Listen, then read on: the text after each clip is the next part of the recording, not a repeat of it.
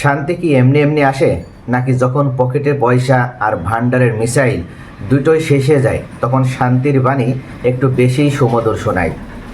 আজ আমরা কথা বলবো আমেরিকার সুফি সাধক ডোনাল্ড ট্রাম্পকে নিয়ে, যিনি গতকাল পর্যন্ত ইরানের উপর আগুনের বৃষ্টি ঝরাতে চেয়েছিলেন। আজ তিনি হঠাৎ করেই দয়ার সাগর হয়ে একপাক্ষিক যুদ্ধবিরতি ঘোষণা করেছেন।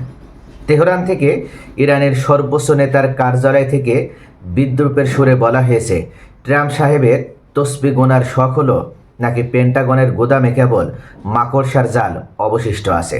পেন্টাগনের গোপন নথির বরাত দিয়ে যা বেরিয়ে আসে তাকে এক কথায় বলা যায় সামরিক দেউলিয়াত্ব। টানা 40 দিন ইরানি আকাশসীমায় বৃথা আস্ফালন করতে গিয়ে মার্কিন সামরিক বাহিনীর অবস্থা এখন শোচনীয়। প্রিসিশন স্ট্রাইক মিসাইল 45% উধাও হয়ে গেছে, টমাহক মিসাইল 30%ই আর নেই, প্যাট্রিয়ট ও থার্ড ইন্টারসেপ্টর অর্ধেক ভান্ডার খালি হয়ে গেছে। ট্রাম্প সাহেব হয়তো ভেবেছিলেন যুদ্ধটা ভিডিও গেমের মতো, সিট কোড দিলেই মিসাইল আবার ভরে যাবে, কিন্তু বাস্তবতা হলো এগুলো পুনরায় বানাতে সময় লাগবে 4 থেকে 5 বছর। মাঝখানে এই সময়টায় যদি মস্কো বা বেইজিং থেকে একটা টু শব্দ আসে, তবে ওয়াশিংটনকে হয়তো তখন পাথর ছোড়া যুদ্ধ করতে হবে। ইরানি সামরিক কমান্ডারের একটি উক্তি এখন সামাজিক মাধ্যমে ভাইরাল। তিনি বলেছেন, আমরা তো কেবল খেলা শুরু করেছিলাম, আমেরিকা কি হাফ টাইমে মাঠ ছেড়ে পালাচ্ছে?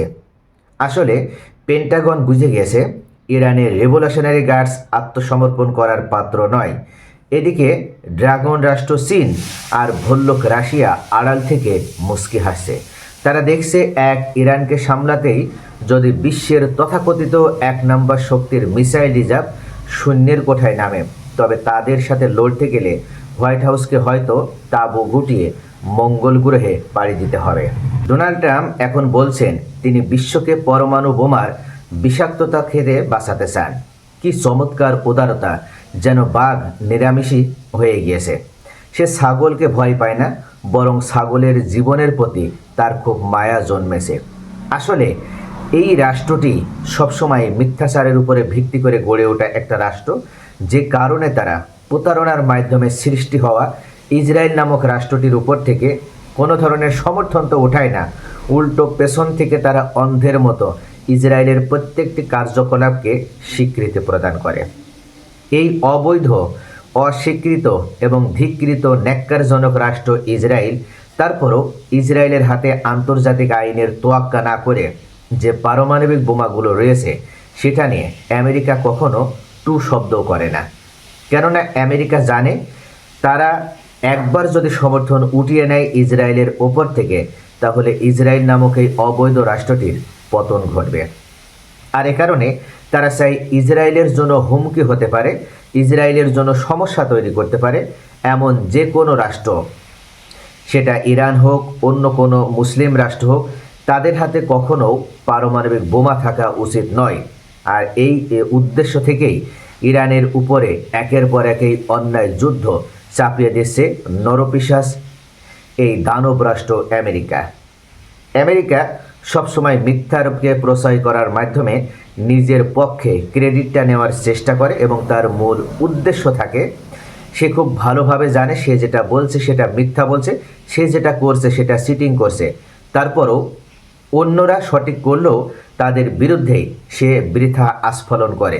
সে মনে করেছিল ভেনেজুয়েলায় কেন নিকোলাস মাদুরো সে আমেরিকা বিরোধী অবস্থান নেবে, আর যে কারণে দেখা গিয়েছে গায়ের জোর খাটিয়ে একটা স্বাধীন ও সার্বভৌম রাষ্ট্রের প্রেসিডেন্টকে গ্রেপ্তার করে আনা হয়েছে।